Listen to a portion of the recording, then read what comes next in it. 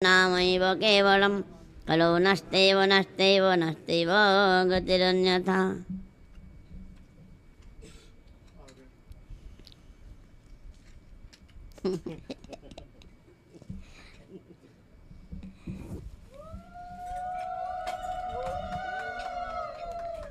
मान सभी संत वैष्णव माताओं के चरणों में मेरा दंडवत प्रणाम। यदि अभी हमारा योग्यता पात्रता नहीं है, फिर विवाह महाराज जी की आज्ञा से जो कार्तिक मास दामोदर मास में श्रीमद् भागवत महापुराण का श्रवण का बहुत भारी महिमा है। इसीलिए वाणी को पवित्र करने के लिए कुछ कीर्तन करेंगे।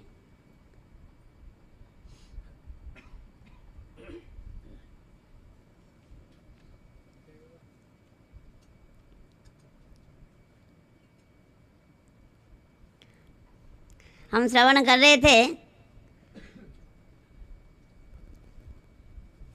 ये भगवान नारद जी के प्रेरणा से व्यासदेव भगवान ने श्रीमद् भागवत महापुराण का रचना किया। श्रीमद् भागवत महापुराण क्या है? कहते हैं अनर्थ पशमं साक्षात् भक्ति योगो रदक्षजे लोकस्या जानत विद्वान् चक्रे सत्वत संगीतम जस्यां वै श्रूयमाणाय कृष्णे परमपुरुषे भक्तिरुत्पद्यते पुंस शोकमोह भयापहा।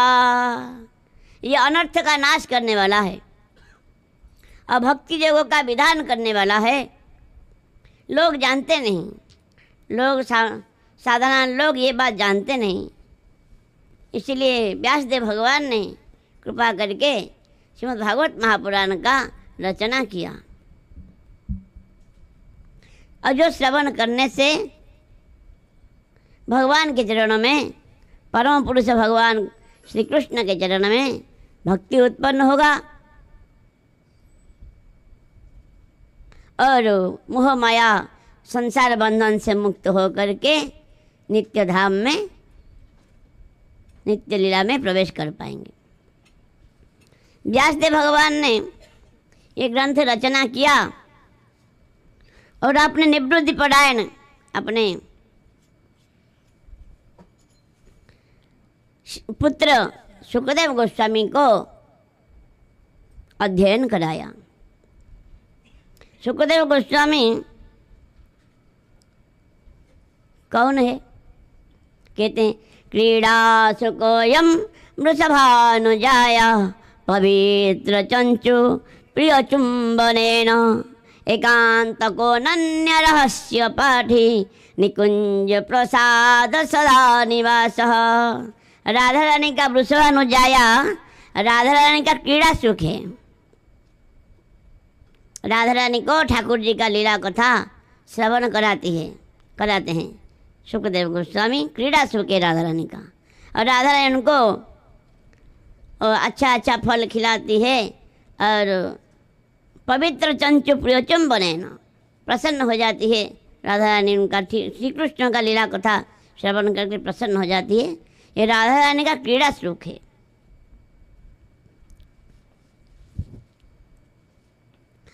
और एक कथा, बड़ा सुंदर कथा सुनने को मिलता है कि एक बार नारद जी महाराज कैलाश में गए। भोले बाबा कहाँ गए थे घूमने के लिए, माता पार्वती थी। नारद जी महाराज को बड़ा आदर किया, क्योंकि वो नारद जी महाराज गुरु है पार्वती माता का, उनको उपदेश दिया था। तो अच्छा आदर सम्मान किया। बोले प्रभु कहाँ आए ना, कहाँ घूमने गए हैं, तो बैठो और प्रसाद ग्रहण करो। नहीं माता, मेरा तो बहुत काम है, जाना पड़ेगा। एक बात कहने के लिए आया था। क्या कहना बताओ ना। प्रभु क्या आपको प्रेम करते हैं? भोले बाबा आपको प्रेम करते हैं क्या? हाँ, बहुत प्रेम करते हैं।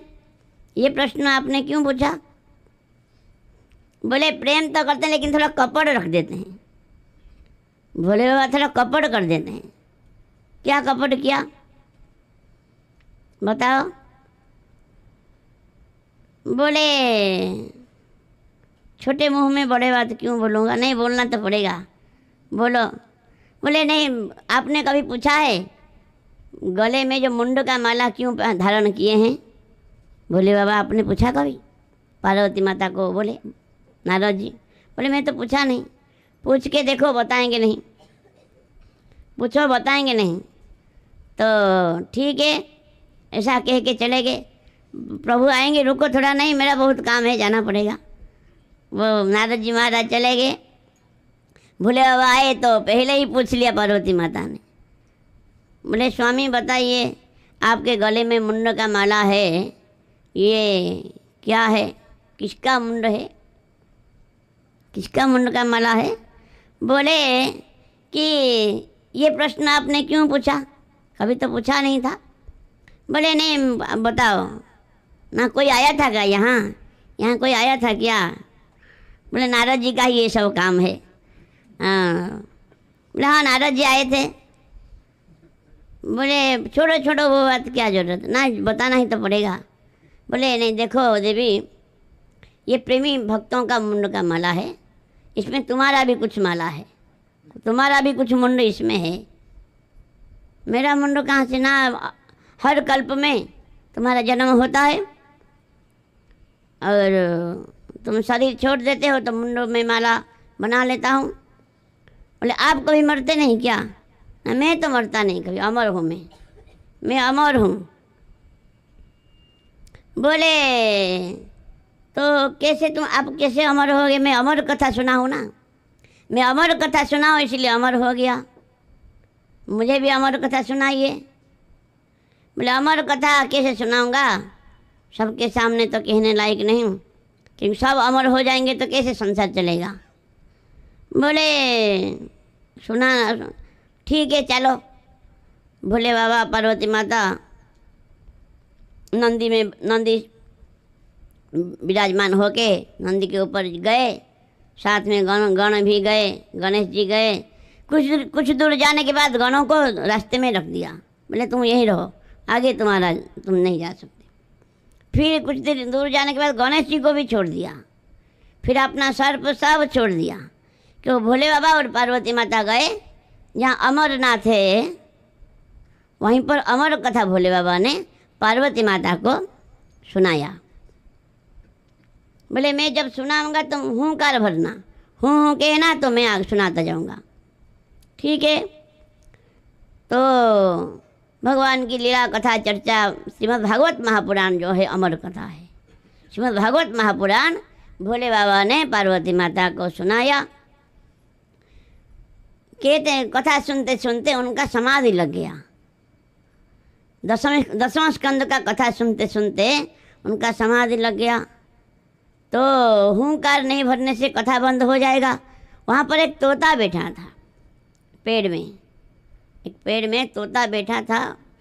वो बोला कथा बंद हो जाएगा तो इतना सुंदर मधुर कथा सुनने को नहीं मिलेगा।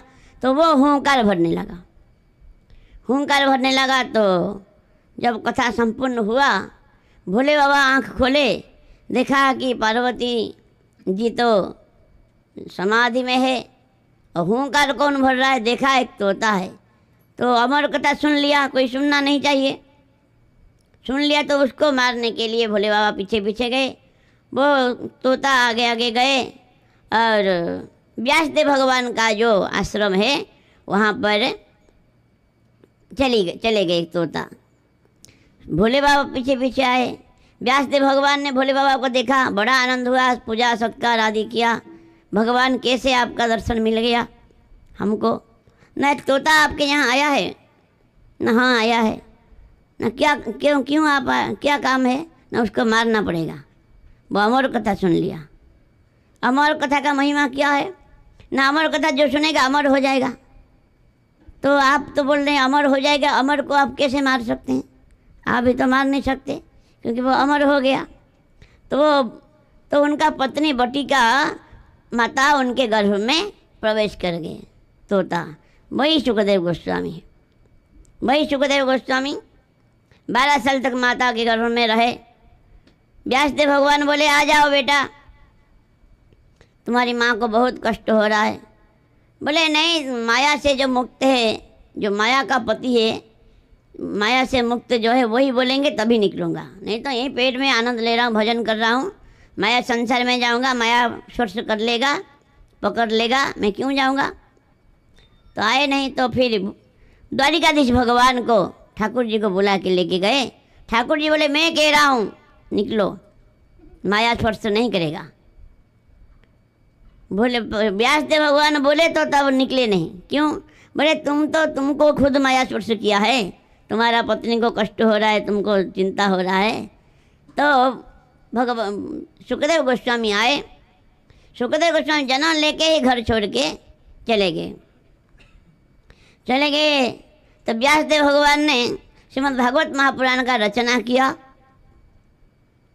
तो कैसे होगा इसका, तो वही जो परमहंस होगा, जो निष्प्रभ होगा, माया से मुक्त होगा, वही इसका प्रवचन करने का अधिकारी है।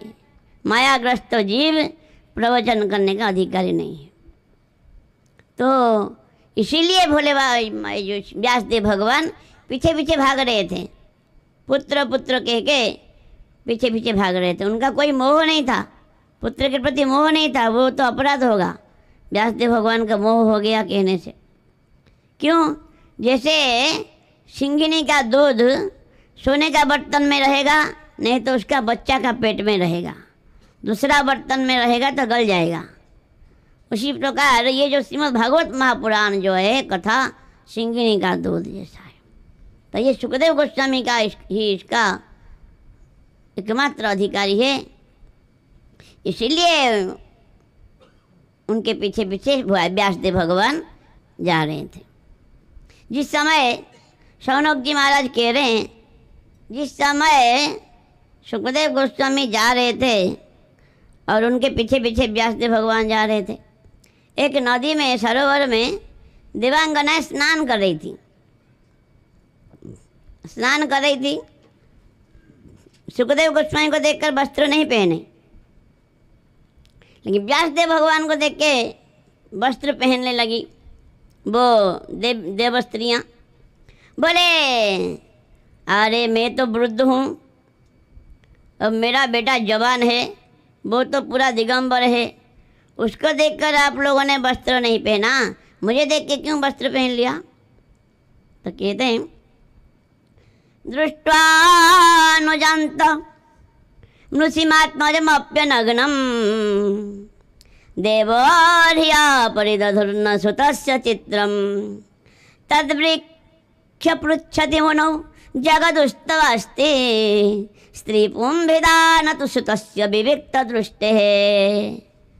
बोले भोले बाबा व्यासदेव भगवान बोले तुम क्यों वस्त्र पहन लिया तुम लोगों ने मुझे देखकर। बोले हे व्यासदेव जी,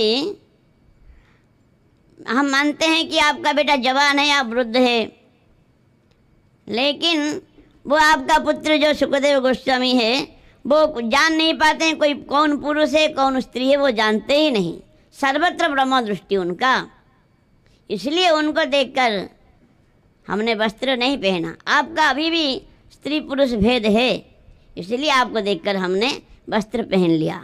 ऐसा महिमा है सुखदेव गोस्वामी का। तो सुखदेव गोस्वामी का और एक सुंदर कथा सुनने को मिलता है। सुखदेव गोस्वामी भजन करने व निर्विकार ब्रह्म का उपासना ध्यान में समाधि में चिंतन करने लगे। तो व्यासदेव भगवान बोले कैसे होगा मेरा भागवत महापुराण का प्रचार कैसे होगा। तो उनके कोई शिष्य लोग थे, बोले भगवान गुरुदेव हमको डर लगता है, हम समिधा लाने जाते हैं जंगल में, हमको डर लगता है। बोले चिंता मत करो, भागवत का 2-4 श्लोक उनको सिखा दिया, ये श्लोक गाओ कोई प्रॉब्लम नहीं। तो जंगल में जाके वो गा रहे हैं, श्लोक गाते रहते हैं भागवत का, श्रीमद् भागवत का श्लोक। तो जहाँ पर सुखदेव गोस्वामी समाधि में बैठे थे वहीं पर ही उनका एक शिष्य श्रीमद् भागवत महापुराण का एक श्लोक गा लिया। वो श्लोक कौन सा है? बर्हापीडम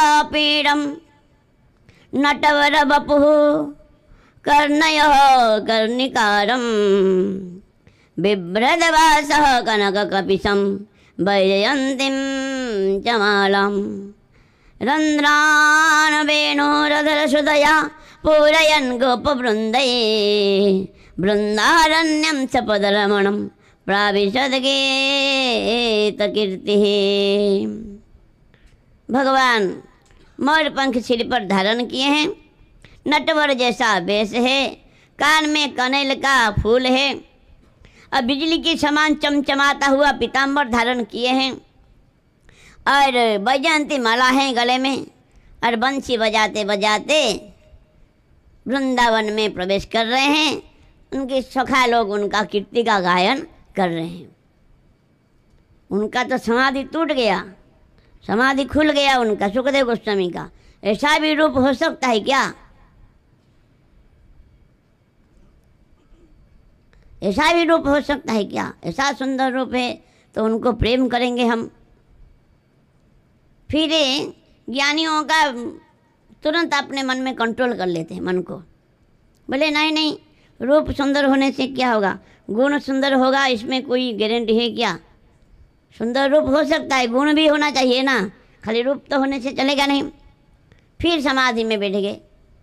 फिर एक श्लोक ने, दूसरा एक शिष्य ने और एक श्लोक गा लिया। क्या? अहो बकीयम स्तनकालकूटम जिघांसयापा यदाप्यसाद्भि लेवे गतिम धातृजिताम तदन्यम कंबा दयालम शरणम व्रजेम। ये गुण परक श्लोक, गुण का है वर्णन। बोले आहा हा हा, देखो देखो देखो, ये बकासुर का बहन बकी पुतना जो कि स्तन में कालकूट विष लगा के आई थी ठाकुर जी को मारने के लिए, उनको धात्री की गति, माता की गति दे दिया भगवान ने। ऐसे दयालु छोड़कर किसका शरण में जाएंगे हम? ये श्लोक जब सुन लिया तभी तो और नहीं, ये गुण का वर्णन है। बोला उठ के खड़े हो गए सुखदेव गोस्वामी, बताओ बताओ कहाँ से तुम लोगों ने ये श्लोक सीखा? बोले हमारे गुरुदेव व्यासदेव भगवान, उन्होंने 18,000 श्लोक रचना किया है श्रीमद् भागवत महापुराण, और वो उनका अपना एक बेटा है, सुखदेव गोस्वामी नाम का एक बेटा है उनका, उनको ये ज्ञान देंगे। तब तो सुखदेव गोस्वामी को बड़ा आनंद हुआ। बोले मैं ही उनका बेटा हूँ, चलो चलो हम मेरे पिताजी के पास चलो। लेके गए सुखदेव गोस्वामी को। इसलिए कहते हैं, सूत जी महाराज कहते हैं, आत्मारामश्च मुनयो निर्गंथापि उरुक्रमे कुर्वन्ति अहेतु किं भक्तिम मिथ्यम भूत गुण हरि। जो आत्माराम, आत्मा में रमण करने वाले जो मुनि है, मननशील है, जो हृदय का ग्रंथि जिनका खुल गया है, वो ऐसे आत्माराम मुनि ऋषि भी भगवान का अहेतु की भक्ति करते हैं। ऐसा अद्भुत गुण है भगवान का। हरे गुण क्षिप्तमति भगवान बादरायणी अध्यगान महोदाख्यानम नित्यम विष्णु जनप्रिय। हरे गुण क्षिप्तमति हो गया, उनका बुद्धि काम करना बंद कर दिया। जो निर्विकार निराकार ब्रह्म उपासना करते हैं उनका मन चंचल हो गया भगवान का लीला श्रवण करके। भगवान का लीला श्रवण करके इतना चंचल हो गया, वे श्रीमद् भागवत महापुराण अध्ययन करने के लिए बाध्य हो गए। ऐसे भगवान की लीला का महिमा है। जो बड़े बड़े आत्मज्ञानी, बड़े बड़े ब्रह्म उपासक का मन को भी हरण करके प्रेमी बना लेते हैं। ऐसा भगवान का लीला है। अनेक ऐसा उदाहरण है। नव सनक आदि वे भी ब्रह्म उपासना करते थे, लेकिन जब भगवान का चरण में अर्पित चंदन कुमकुम मिश्रित तुलसी का गंध नसारंध्र में प्रवेश किया तब उनका भी ब्रह्म ज्ञान तिरोहित हो गया।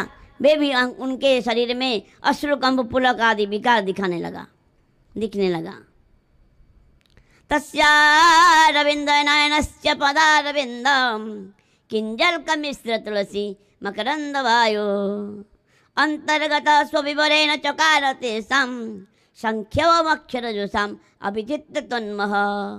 बड़े बड़े ब्रह्म उपासक भी प्रेमी बन गए भगवान का। ऐसा महिमा है भगवान का लीला का। ये कृष्ण है, वो सबको आकर्षण करते हैं। कैसा भी हो, इनसे बच के कोई जा नहीं पाया अभी तक, अभी तो कोई बच के जा नहीं पाया। कहते हैं तुलसीदास जी महाराज का एक मित्र थे, दोनों मिलके राम जी का भजन करते थे। और क्या हुआ, वो ब्रज में आ गए, उनका मित्र तुलसीदास जी महाराज का। तो ब्रज में तुलसीदास जी भी आए, बोले उनका मित्र को देखा कृष्ण भजन कर रहे हैं यहाँ, कृष्ण भजन कर रहे। अरे भाई क्या हो गया तुमको, तुम तो राम भक्त थे, राम भजन कर रहे थे। राम कृष्ण में कोई भेद नहीं है, एक ही तत्व है, भगवान दो चार नहीं है। लीला में उनको वो बंसी बजाते हैं वो ठाकुर जी। बोले कहा कमी रघुनाथ में छाड़ी कुल की कान, रघुनाथ में क्या कमी रह गया, हमने हमारा उपासना क्यों छोड़ दिया। बोले मन बैरागी है गई सुनी मुरली तान, मुरली का ध्वनि कान में पड़ा, मन बैरागी हो गया। ये सबको खींच लेते हैं, अपना मुरली बजा के सबका मन को खींच लेते हैं। तो ऐसा ठाकुर जी का दिव्य लीला है। जो भी हो, इस प्रकार सुखदेव गोस्वामी ने श्रीमद् भागवत महापुराण का अध्ययन किया है और परीक्षित महाराज जी को ये 7 दिन में ये सुनाया था। बोले महाराज जी बताइए परीक्षित महाराज जी का जन्म का लीला कैसे कैसे। वो राजा सब कुछ छोड़ करके क्यों गए गंगा किनारे कथा सुनने के लिए, बताओ। कहते हैं जदा मृधे कौरव सुनंजयानम विरस्पतम वीरगतिम गतेषु ब्रुकोदर विद्ध गदाभिमर्श्य भग्नरुदंडे धृतराष्ट्रपुत्रे। जिस समय महाभारत का युद्ध समाप्ति की ओर जा रहा था और कुरुक्षेत्र में जो भीमसेन के गदा प्रहार से दुर्योधन का जंघा टूट गया था, वो दुर्योधन पड़े थे। और उस समय क्या हुआ, अश्वत्थामा वहाँ पर आए। अश्वत्थामा बोले मित्र क्या हुआ, कैसे कि देखो आप कहाँ राजाधिराज बनते, क्या हो गया देखो। अभी सब उस समय युद्ध क्षेत्र में मरे हुए हैं और गीध कुत्ता सियार सब खाने के लिए आ गए। कुछ गीध तो दुर्योधन के पास भी आ गए मरा हुआ जान करके, क्योंकि अचेतन जैसा पड़े थे दुर्योधन। अश्वत्थामा को देखकर बड़ा दुख लगा, देखो क्या हो गया, देखो देखो। बोले क्या करें, बोले क्या चाहिए आपको बताओ। दुर्योधन बोले कि देखो हम तो 100 भाई थे, वो 5 भाई थे पांडव, हम 100 का 100 मर गए, 99 मर गए, मैं भी मरने के लिए पड़ा हूँ। लेकिन उनका 5 में से एक भी मरा नहीं अभी तक, एक भी मर जाता थोड़ा मन को शांति लगता। बोले आप चिंता नहीं करना, मैं हूँ तुम्हारा मित्र, मार के आऊँगा तुम उनको। तो कैसे मारूंगा उनको, कैसे। तो रात के समय उल्लू को गुरु बनाया। उल्लू जिस प्रकार रात में दूसरे पक्षियों को मार देता है, उसी प्रकार अश्वत्थामा ने भी रात्रि के समय गए। कहते हैं भगवान तो सब जानते हैं, भगवान की सब लीला है। बोले जिस दिन विजय होता है उसी रात्रि को रहना नहीं चाहिए, आश्रम में शिविर में रहना नहीं चाहिए, चलो हम जाएंगे साधु संग करेंगे। भगवान पांडवों को लेके चले गए। पांडवों के पुत्र लोग वहाँ अपने अपने पिता के सज्जा में सोए थे। द्रौपदी के 5 पुत्र थे, सोए थे। आए, बोले पांडव लोग भगवान को बोले शिविर का रक्षा कौन करेगा, ना भोले बाबा करेंगे, महादेव को शिविर का रक्षा मैं नियुक्त कर दिया।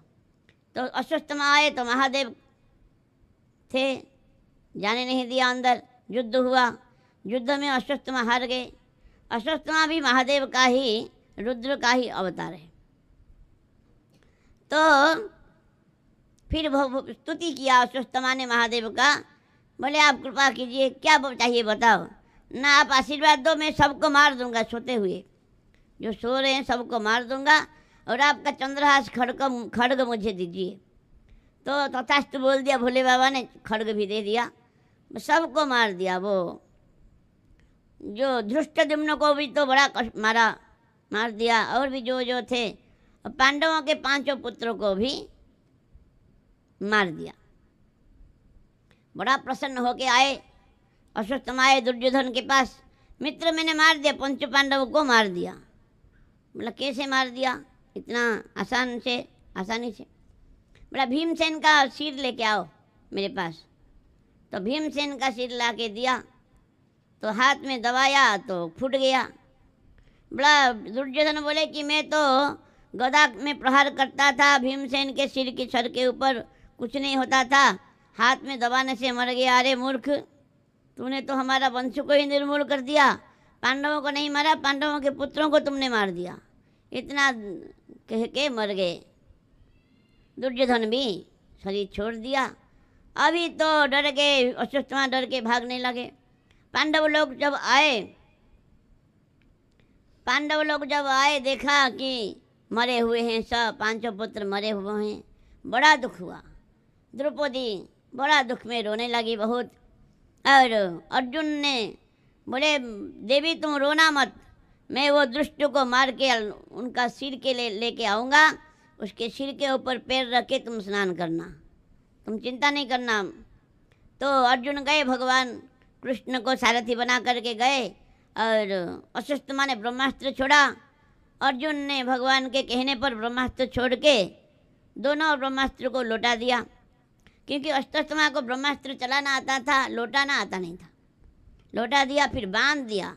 पशु को जिस प्रकार बांधते हैं उस प्रकार बांध दिया अर्जुन जी ने, और बांध के लेके आ गए। बोले क्या करेंगे, मार दूंगा इसको। द्रौपदी देखते ही तो प्रणाम किया। पहले अश्वत्थामा को प्रणाम किया, और द्रौपदी बोलने लगी उवाच चासहन्तस्य बन्धनानायनं सती मुच्यतामेष ब्राह्मणो नितराम गुरुः। बोली छोड़ दो, ये ब्राह्मण है, ये सबका गुरु है, ब्राह्मण है, मत मारो, छोड़ दो।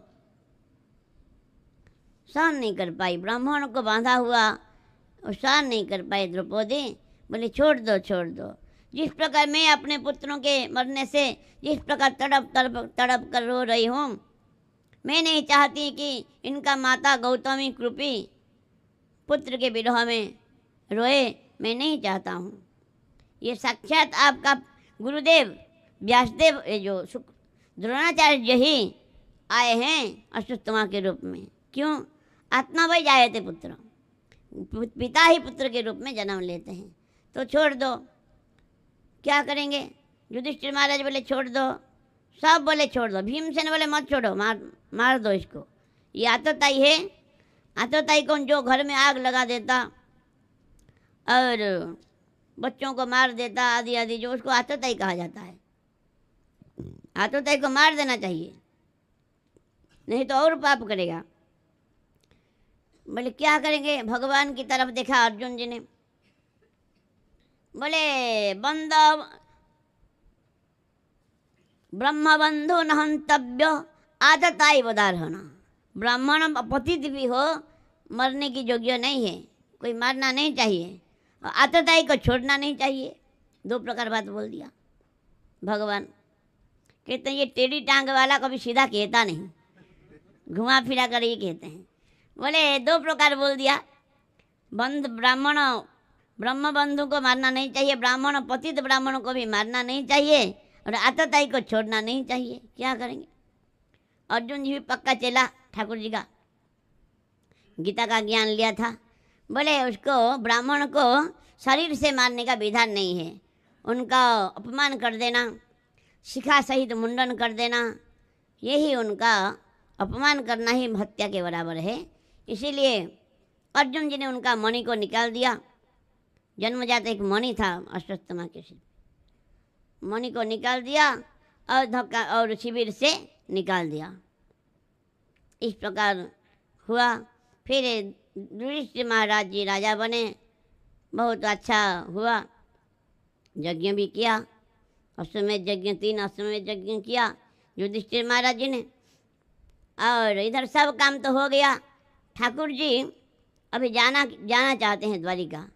द्वारिका जाने के लिए तैयार हो रहे हैं और रथ के ऊपर विराजमान भी होने जा रहे हैं।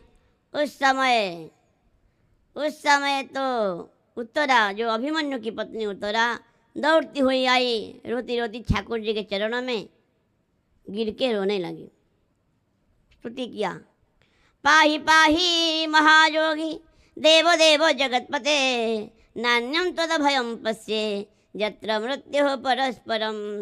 हे महायोगी, हे देव देव जगतपते, रक्षा करो रक्षा करो। यहाँ तो सब एक दूसरे को मारने के लिए लगे हुए हैं, आपके बिना हमारा कोई रक्षा करता नहीं है। बचाओ बचाओ। देखिए भगवान, ये जलता हुआ अग्नि का पिंड किस प्रकार आ रहा है मेरे तरफ।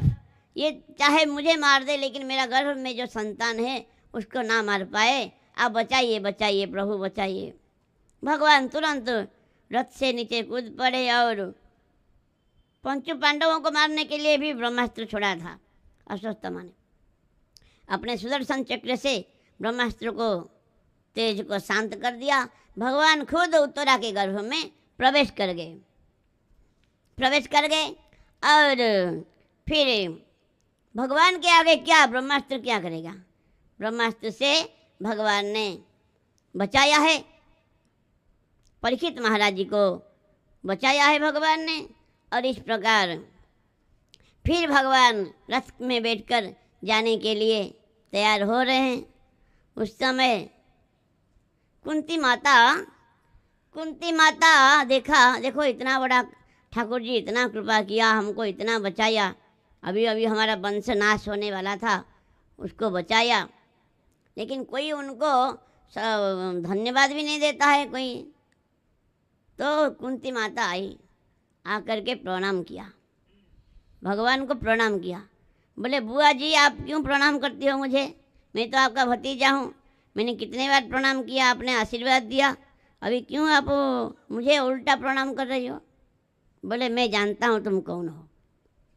कहते हैं, नमस्ये पुरुषोत्तद्यो ईश्वर प्रकृते परम, अलक्ष्यम सर्वभूतानाम अंतर्बहिरवस्थितम। तुम मैं केवल मेरा भतीजा नहीं हो, मैं जानता हूँ तुम साक्षात ईश्वर हो, परम पुरुष हो, प्रकृति से परे हो, और कोई जान नहीं पाता है तुमको, कोई जान नहीं पाता है। हर जगह तुम व्याप्त हो, हृदय में अंतर्यामी के रूप में और बाहर में भी व्याप्त हो, लेकिन तुमको कोई जान नहीं पाता है। नलक्ष्य से मृदुसाम नाटो नाट्य धरो यथा। जिस प्रकार जो कठपुतली को नचाने वाले को कोई देख नहीं पाता है, पर्दा के पीछे रह के वो रस्सी हिलाते रहते हैं, इधर कठपुतली नाचता है गाता है, सब नचाने वाले को कोई देख नहीं पाता है। उसी प्रकार आपको कोई जान नहीं पाता है। आपका अवतार का कारण क्या मैं जानता हूँ, बताओ। तथा परमहंसानां मुनीनाम अमलात्मनां भक्ति योग विधानार्थम कथम पश्येमहं स्त्रियः। बोले जो परमहंस योगी मुनि महर्षि है, जो पंच ज्ञानेन्द्रिय पंच कर्मेंद्रियों को संसारिक भोग वस्तु से विरक्त कर दिया, तो वो कहाँ लगाएंगे? वो ये शब्द स्पर्श रूप रस गंध है, कान में ग्राम्य वार्ता सुनेंगे नहीं तो सुनेंगे क्या? भगवान की कथा सुनेंगे?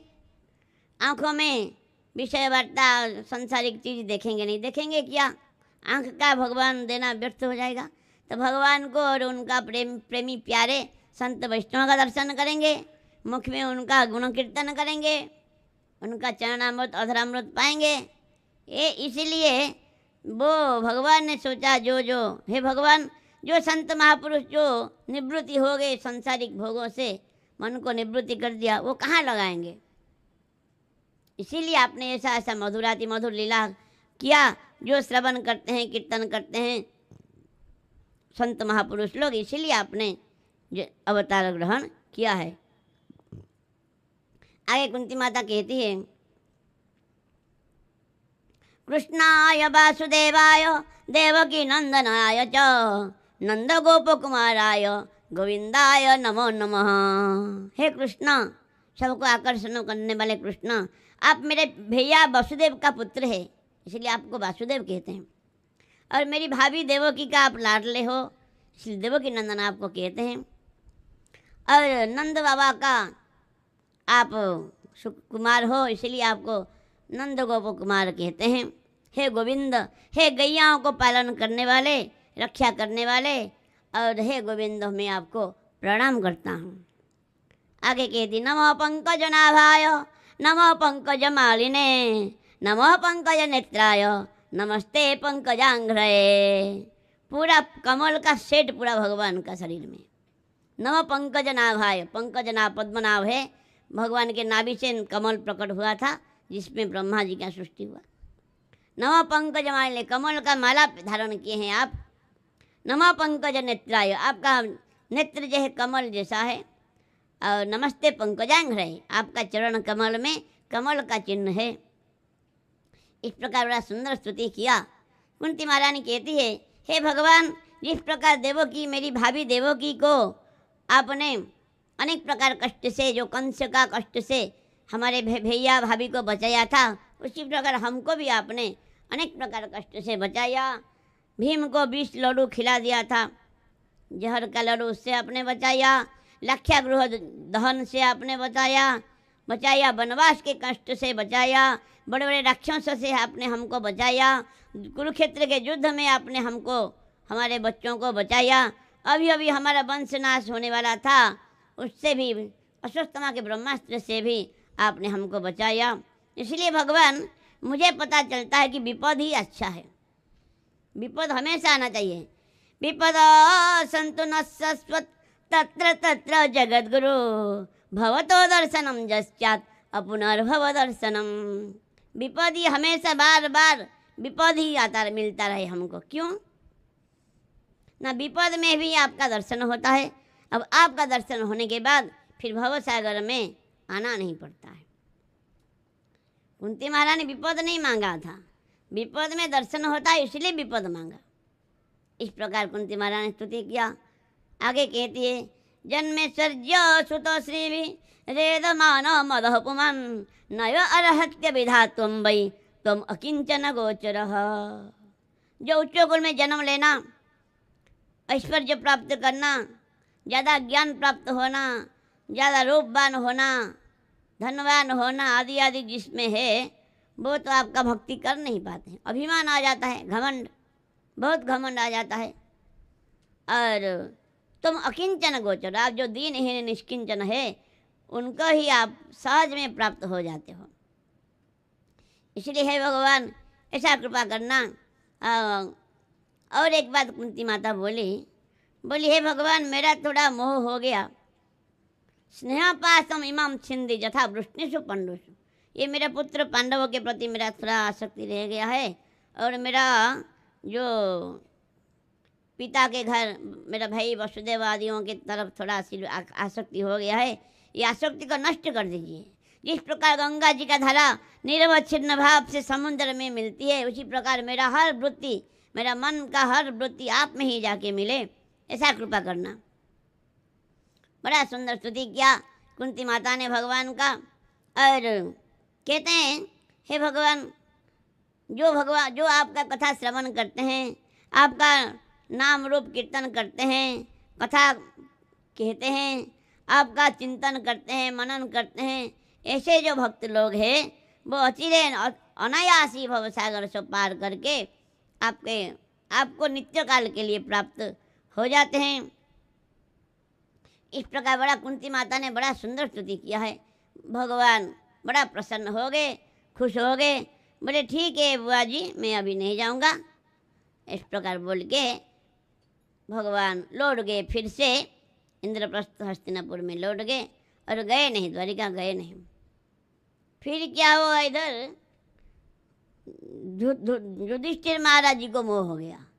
युधिष्ठिर महाराज जी मन में सोचा, देखो देखो मैं कितना खराब हूँ, मैंने क्या नहीं किया, ये सामान्य तुच्छ, ये जो कुत्ता सियार का भक्षण योग्य शरीर के लिए मैंने कितने कितने अक्षोहिणी सेना को मरवा दिया, कितने स्त्रियों को विधवा बना दिया, कितने बच्चों को अनाथ कर दिया। मेरा अनंत काल नरक में जाने पर भी मेरा कभी मुक्ति होगा नहीं, मैं क्या करूं। इस प्रकार विषाद आ गया उनको, युधिष्ठिर महाराज जी को। भगवान ने समझाया, भगवान ने समझाया नहीं, समझाने का नाटक किया। भगवान समझाएंगे, कोई समझेगा नहीं, ऐसा तो हो नहीं सकता। भगवान चाहते थे भीष्म पितामह के माध्यम से उनको ज्ञान देने का। जो भीष्म पितामह सरस्वती में पढ़े थे तो फिर उनका मोह दूर नहीं हुआ, तो पांडवों को साथ में लेकर के भगवान गए भीष्म पितामह के पास। भीष्म पितामह सरसज्जा में लेटे हैं। भगवान को देखते ही प्रणाम किया और हृदय में भी उनका पूजा किया, बाहर में भी मानसिक पूजा किया। जब ऋषि मुनियों को पता चला भीष्म पितामह अभी महाप्रयाण करने के लिए जा रहे हैं, भगवान उनके पास आए हैं, तो सारे ऋषि मुनि सब आ गए। नारद, धौम्य, व्यासदेव भगवान, सुखदेव गोस्वामी खुद आए थे, और पराशर और विश्वामित्र, परशुराम भगवान, जितने जितने ऋषि मुनि महात्मा सब वो इस भक्त भगवान का मिलन देखने के लिए सब वहाँ पर आए। और भीष्म पितामह कहते हैं, सदेव देव भगवान प्रतीक्षताम कलेवरम जावदिदम हिनोम्यहम प्रसन्नहासारुणलोचन लसल मुखाम्बजम ध्यान पथम चतुर्भुज। बोले हे भगवान, आप प्रतीक्षा करो। क्या प्रतीक्षा करूँगा? कब तक? ना, जब तक मैं शरीर त्याग ना करूँ तब तक आपको मेरे सामने खड़े होना पड़ेगा। बोले अरे भाई, क्या अच्छा ड्यूटी लगा दिया मेरा। बोले भगवान, बोले ये तो इच्छा मृत्यु इनको मिला है, अगर कब मरेंगे क्या पता, कोई कितने वर्षों के बाद भी मर सकते हैं। उनका इच्छा, उनको कोई मार नहीं सकता, मृत्यु भी उनका कुछ नहीं कर सकता, जब वो इच्छा करेंगे तभी मरेंगे। बोले अच्छा ड्यूटी लगा दिया दादाजी ने हमारा। तो थोड़ा मन थोड़ा दुखी हो गया, ऐसा कहते हैं वक्ता लोग, ऐसा कहते हैं। थोड़ा सा सिर लटका के खड़े हो गए। बोले ऐसा चलेगा नहीं, प्रसन्न आसर लोचन लसल, मुस्कुराते रहना हमेशा। जब तक मैं शरीर त्याग ना करूँ तब तक ऐसा ही मुस्कुराते रहना, चतुर्भुज रूप में मेरे सामने खड़े रहना। इस प्रकार भीष्म पितामह बोले। और युधिष्ठिर महाराज को भीष्म पितामह कह रहे हैं, युधिष्ठिर देखो कितना दुख की बात है, तुम्हारे जहाँ पर गांडीवधारी अर्जुन है, जहाँ पर गदाधारी भीमसेन है, तुम साक्षात धर्मराज युधिष्ठिर हो, नकुल सहदेव है, साक्षात भगवान तुम्हारा साथ में है, फिर भी तुमको कितना कष्ट सहन करना पड़ा।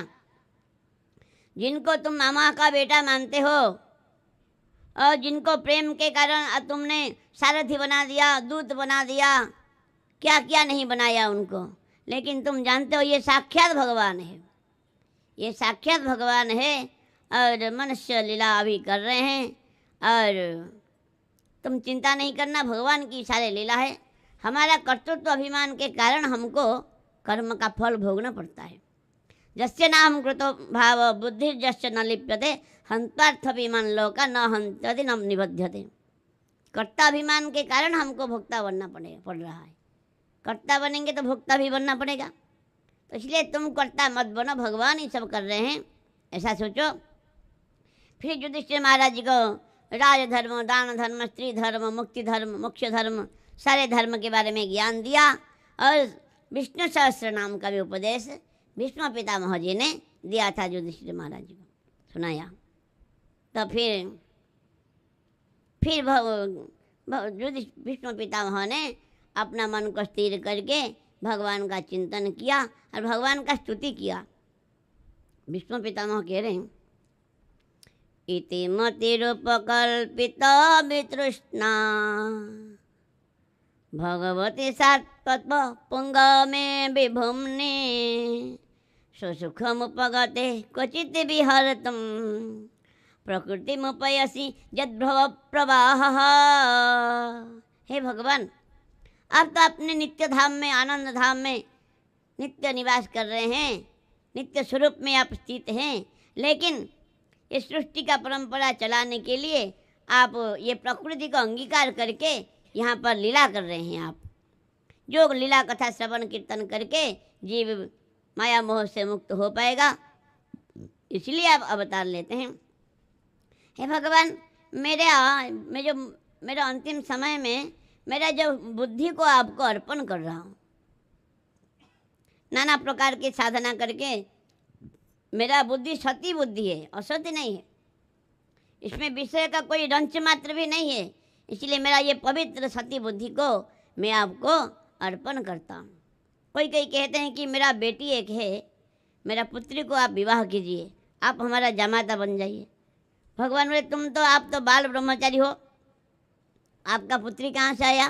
ना, मेरा बुद्धि ही मेरा पुत्री है, उसको आप स्वीकार कीजिए। आगे स्तुति कर रहे हैं। त्रिभुवन कमन तवाल वर्णम रविकर गौरवरंबरम दधाने बपुरल ककुल वृतान नवजम विजय सखिरतिरस्तु में न बद्य। बड़े त्रिभुवन कमन तमाल वर्णम, ये तीनों भुवन का जो शोभा है, तीनों भुवन का शोभा से भी आपका शोभा का महिमा क्या बताएं। कहते हैं जेने कदे से खिलसर का सौष्ठवम, जो अनंत ब्रह्मांड का जो शोभा है, भगवान का अंग का एक अंश के भी बराबरी नहीं कर सकता। आपका ऐसा शोभा है, तमाल वर्ण है आपका, और सूर्य रश्मि की तरह आपका झिल मिलाता हुआ पीताम्बर आप धारण किए हैं, और आपका सुंदर कुंचित कुंचित अलकावली है, चूर्ण कुंतल है, घुंघराली केसराशि है आपका।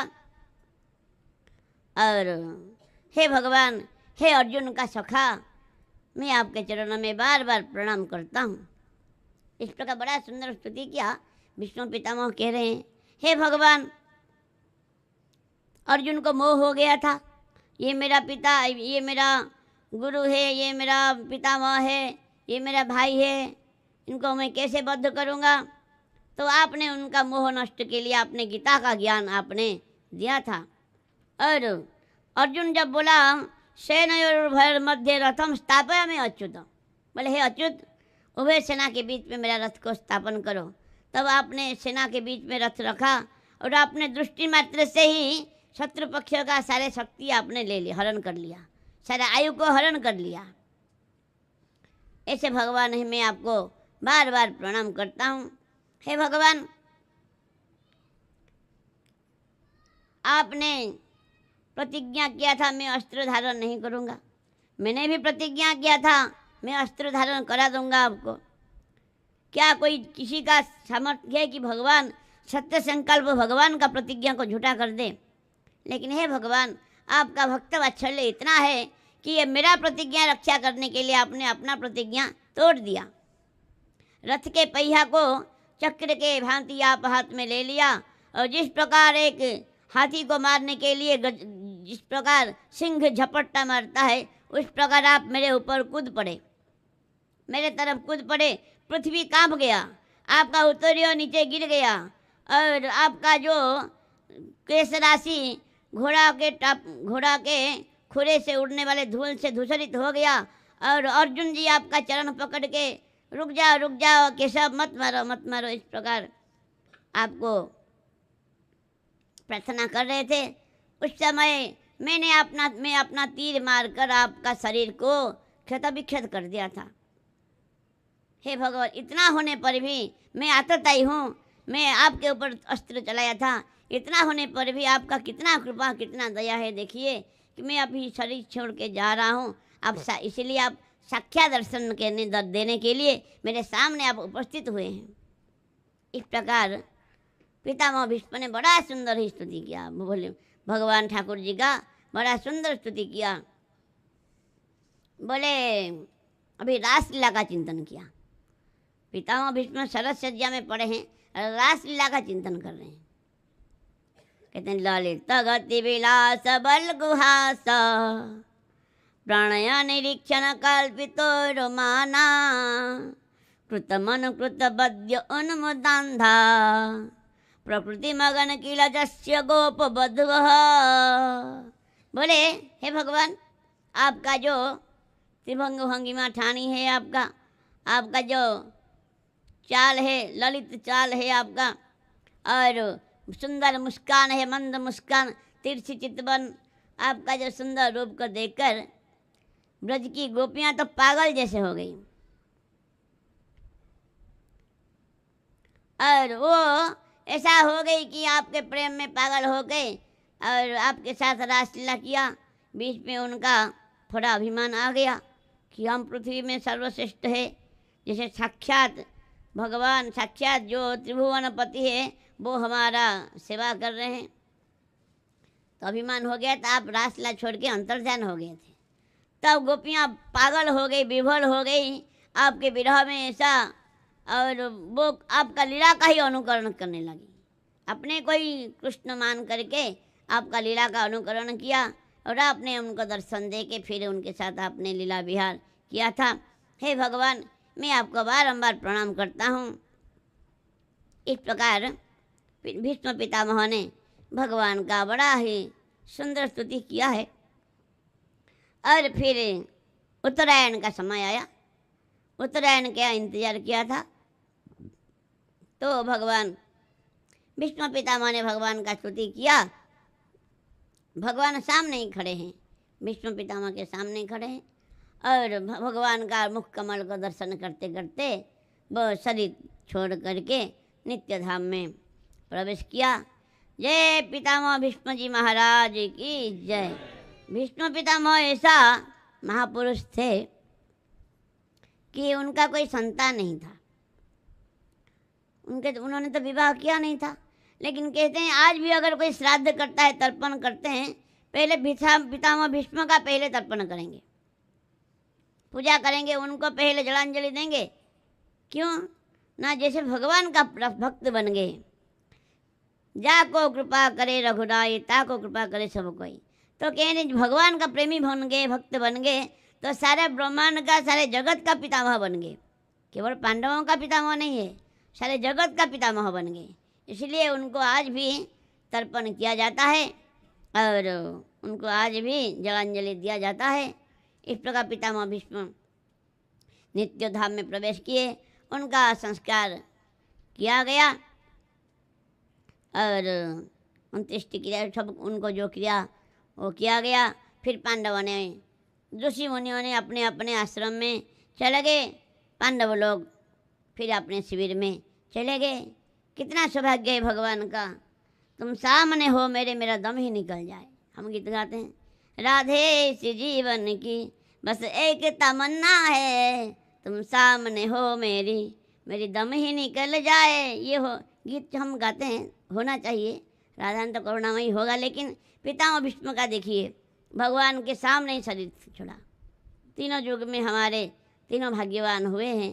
त्रेता युग में जटायु जी महाराज भगवान रामचंद्र भगवान की गोद में सिर रख के शरीर छोड़ा, और द्वापर युग में भीष्म पितामह ने भगवान के सामने दर्शन करते करते शरीर छोड़ा है। कलि युग में हमारे नामाचार्य हरिदास ठाकुर और महाचैतन्य श्रीमंत चैतन्य महाप्रभु का चरण कमल को हृदय में धारण करते हुए और श्री कृष्ण चैतन्य नाम का उच्चारण करते करते शरीर छोड़ा था। ऐसा सौभाग्य अगर जिसको मिल गया, क्या बताएं उनका महिमा। जो भी हो, इस प्रकार बड़ा सुंदर कथा है। श्रीमद् भागवत महापुराण में पहले थोड़ा कथा रह गया था, पुरुषार्थ चतुष्टय का वर्णन हुआ है। पुरुषार्थ चतुष्टय किया, धर्म अर्थ काम मोक्ष। धर्म क्यों करते हैं हम लोग? धर्म क्यों करते हैं ना, अर्थ के लिए धर्म करते हैं।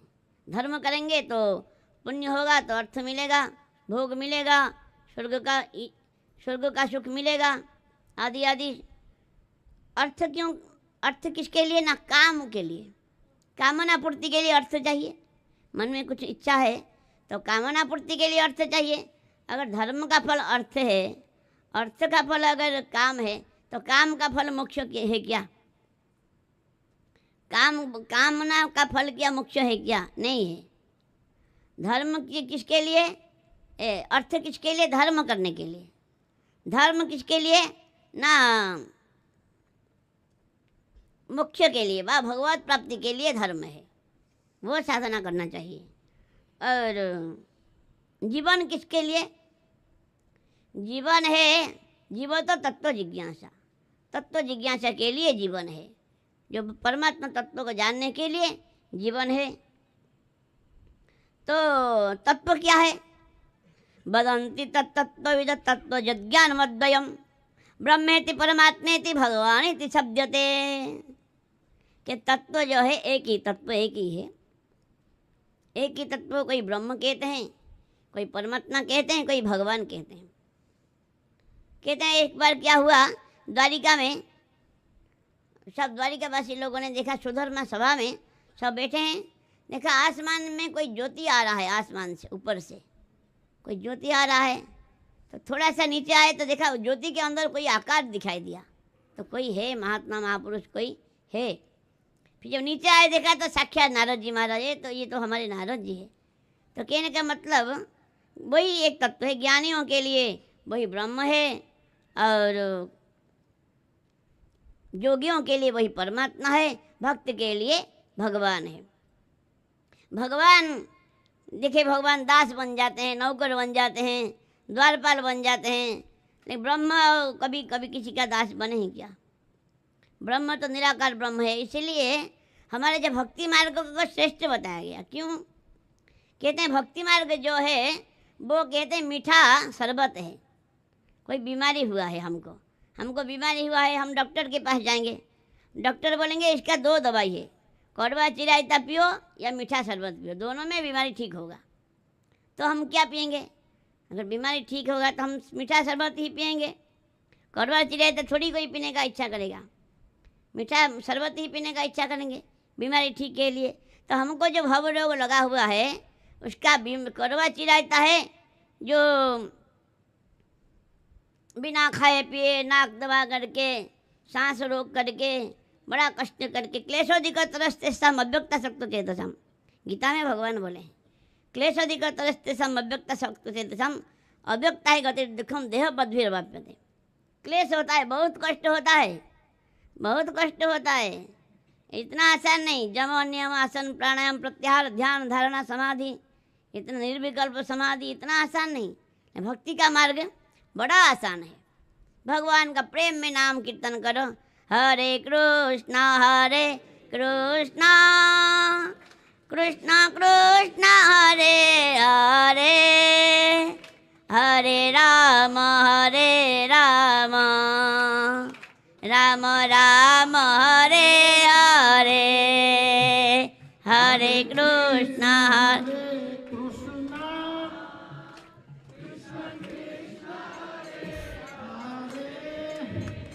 हरे राम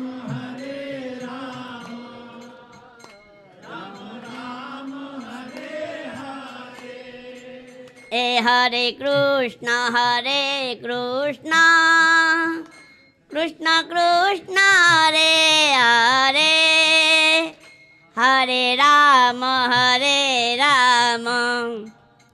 राम राम हरे हरे, हरे कृष्णा कृष्णा कृष्णा हरे हरे, हरे राम राम राम हरे हरे, हरे कृष्णा कृष्णा कृष्णा हरे हरे, हरे राम राम राम हरे हरे, हरे कृष्णा कृष्णा कृष्णा हरे हरे, हरे